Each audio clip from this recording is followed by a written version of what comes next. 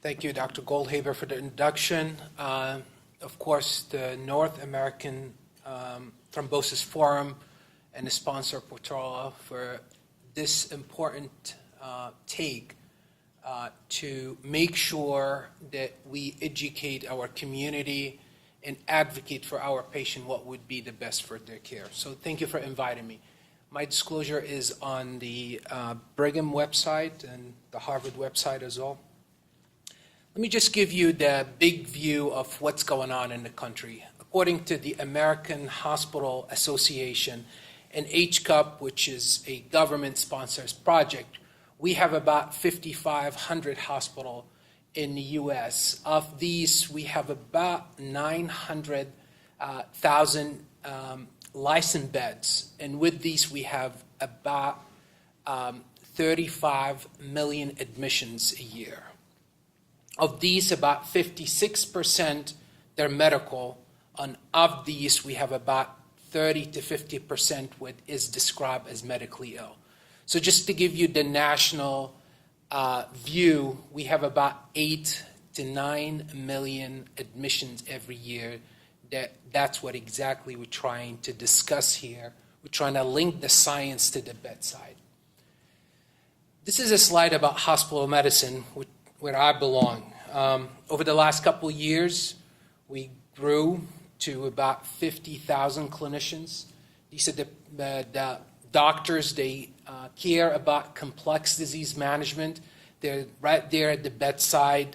They're contributing to accountable healthcare delivery methods and the quality of care, what would be one of the most important elements of their daily practice. When it comes to the prophylaxis in hospitalized patients, we need to assess, we need to customize, and we need to apply. And that's the build on what my esteemed colleague shared with you about the risk and benefit. And it's not one size fits all. It's about pinpoint who would be at risk and how we could get that right VTE prophylaxis at the bedside. But that's not easy. These are a couple of the barriers in our daily practice. Most importantly, probably the first couple in the top, where not everybody knows what we know in this room. We know there's a gap between the evidence and the practice, and new information will take some time to get to the bedside. In hospital medicine, we know that building quality dashboards, incentives for physicians helped. We know that education, hospital-wide, and hopefully through sessions like this, would help get our physicians, our clinicians, into that zone to know what to do and how to do it. The risk assessment tool and the electronic alerts, it's what we will be investing in the next 2 decades. That's the electronic health records. These are the billions of dollars that spend every year trying to make sure we built a comprehensive system in each hospital. This is in support what would come next. That's the custom altered system for every patient to do what would be the best for their risk portfolio. And then we do this audit and feedback.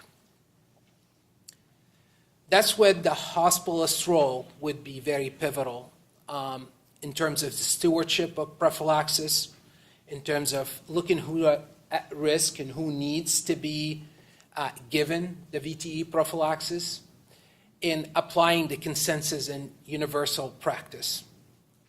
Most importantly, there are the front lines, and these are the 50,000 plus clinicians that counted across the country.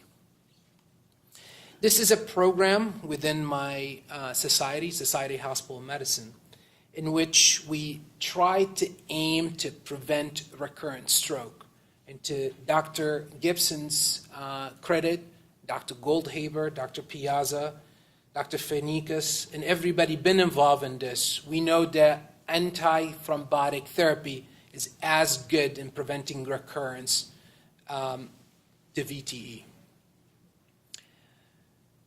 Taking also the big picture, we know from the Joint Commission and the National Quality Forums, this is how our systems, our healthcares will be paid in the next decades regarding the outcomes of the care, regarding that value-based system that we will be driving to get the patients home. It will be engineered on these electronic quality measures. VTE prophylaxis in all its forms, it's integrated in the hospital inpatient department in quality measures. And that's very important. So Dr. Fanique has shared with you that we do have them listed. But what we don't know on the other end, how our hospital would have these quality metrics and the reporting back to the public. Our role as clinicians collectively will be making sure that our patient will have the appropriate prophylaxis application and that national consensus standards, specifically in policy, in practice, and in performance and outcome measures reporting. Our goal is beyond this, and please let me know if I'm a little bit off track, because I don't want to sound like a Charlie Brown just giving one of these lectures and it's at the knee level. But we know that we need to understand the epidemiology, check. We need to know the risk-benefit assessment. My colleagues shared that with you. The options and strategies that are available, we know about this. But then it comes down to how we could apply the guidelines and practice standards in the hospital, and how could we improve that daily practice. This is what we do day in, day out. That's the workflow for every admission. And you've seen something similar from John before me, but this is from ARC. And as you know, this is where the hospitalist role is about assessment. It's about giving the right medication in the right time. And that's the failure rate should be less and less with our physician engagement and spread that knowledge. Similarly, when you have a hospital-associated VTE, you know that is also preventable with the right knowledge, with the right physician engagement. How could we improve that quality and safety?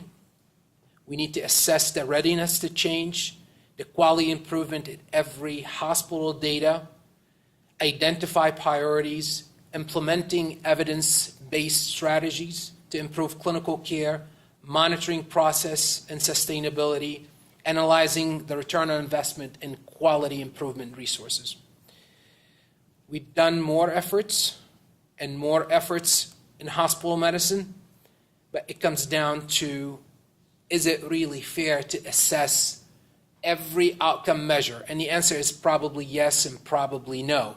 But we know there's performance gap across hospitals in the US. We know that the Joint Commission has these certification in terms of stroke, similar to the outcomes of VTE. The goal is not to penalize physicians or to compare institutes in a public way. It's to improve patients' care. With this, I would like to end. Happy to take questions, and thank you.